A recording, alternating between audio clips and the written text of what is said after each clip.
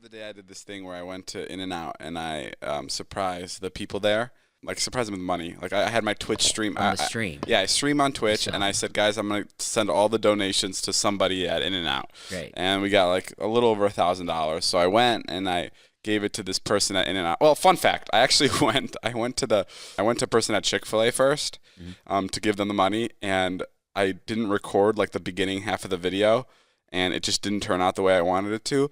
So I had to go back home. I had to go grab another $1,000, and I did it to another person because the first one just didn't work. Right. And I promised my stream I'd put it on TikTok, and I was like, I don't want to post this video because it's not like as fun as it could be. So I had to go get another $1,000 just so I can make it right. And then the In-N-Out one. Why weren't you recording?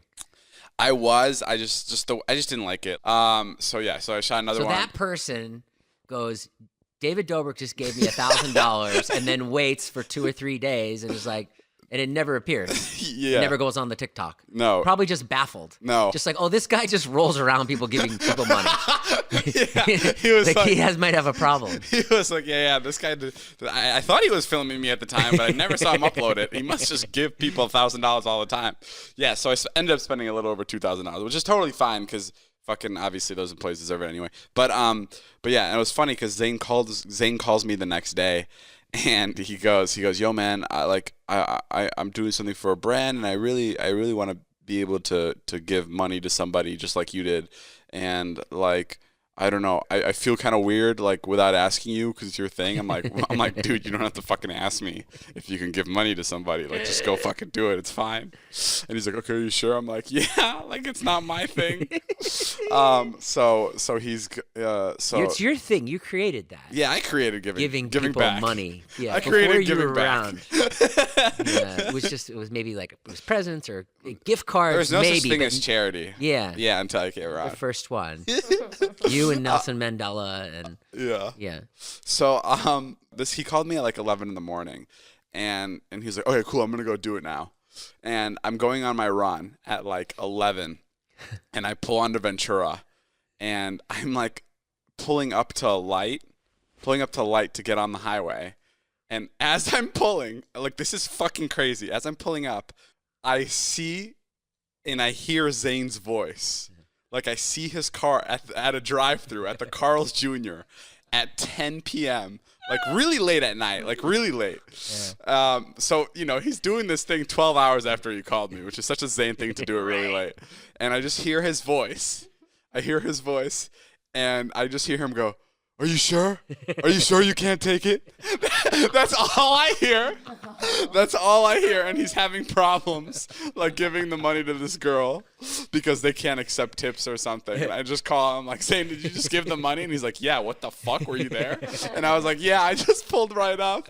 It was really funny. You have to go to In-N-Out, Zane. Carl's Jr. doesn't allow it. Yeah. Well, actually, none of them really allow to take tips, but sometimes they do. And Zane showed me the video of the girl, like, accepting the money. Yeah. And it was really funny because you can tell she got so excited, like the first 2 seconds she goes, oh my god, and then she got really quiet because she didn't want any of her other, like, coworkers to hear because she didn't want to split the money. Yeah. So I'm like, Zane, how did it go? And he's like, I don't know, man, it was kind of weird. It kind of felt like she was just stealing from everybody.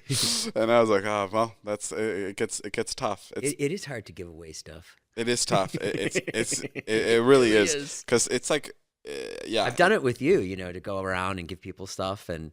Yeah, it can get complicated at times, but that's kind of the fun part of it, I guess. Yo, so I'm going to get real with you for a second here. Okay. So I've been sort of in a funk.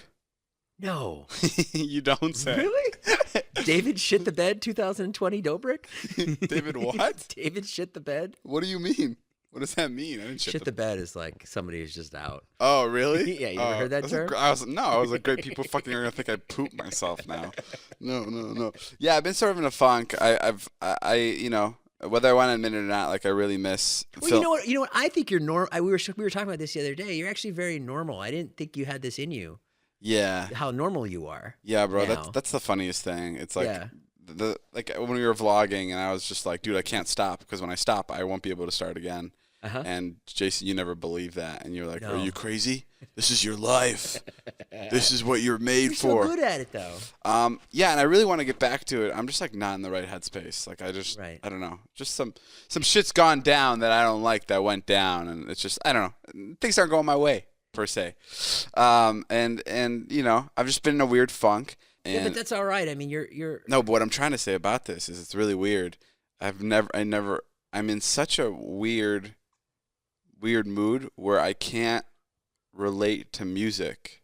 Has that ever happened to you? I've totally gone through that. It's so weird. It's the weirdest thing to explain. Yeah. Where like I want to be like I wanted to like turn on Coldplay yesterday and like just be in my feels, but like I can't do it. I couldn't do it. Like there was something about it that like wasn't allowing me to feel what the music was like. Like normally, like when I'm normally really happy, I could turn on a sad song and I'm like, oh my God, Billy Joel fucking carry me away. And I'm like in my tears and like, you know, I'm feeling it. But like, I have no emotion left. Like for that, I don't know. And I have a feeling it's like a normal thing to happen. That's happened to you? Definitely happened to me. Yeah, where you're like completely disconnected with all music. Yeah, where it's just like nothing. You're just numb to everything. You're just like, fuck it. It's not going to make me feel any better. I'm not even going to put it on. No, I'm not putting it on to make me feel better. I'm putting it on to make me feel even sadder. Like I'm like, you know, I'm gonna go full into this, and I'm just gonna like really ride the wave of my feelings. But when I put on the music, it's not registering with me. Like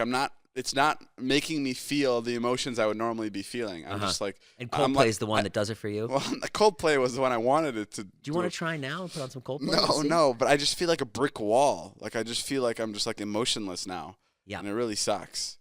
I don't know. But that's all I had to say. I mean, I'm saying this because I'm just kind of looking forward to what people are going to diagnose me with when this podcast is up. That's always my favorite part about podcasts is like I'll just read the tweets later and be like, "Yo, bro, you got to get rid of Jason.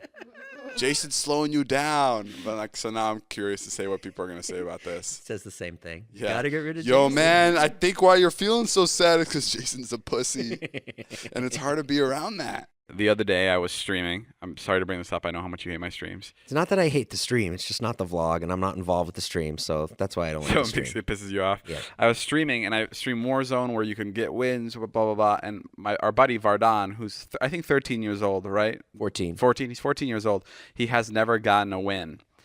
So I played with him yesterday. I got him his first win.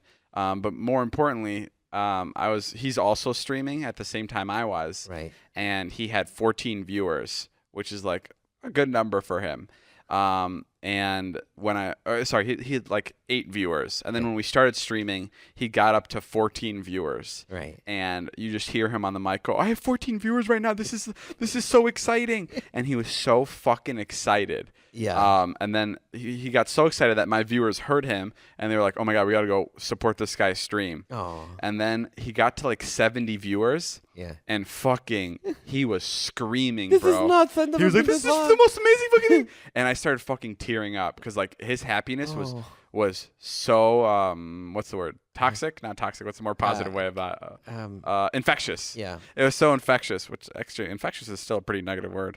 Infectious and toxic. But yeah, anyway, it was so infectious. I started fucking tearing up. I've never cried on the stream before, and I was just so fucking in love with this moment.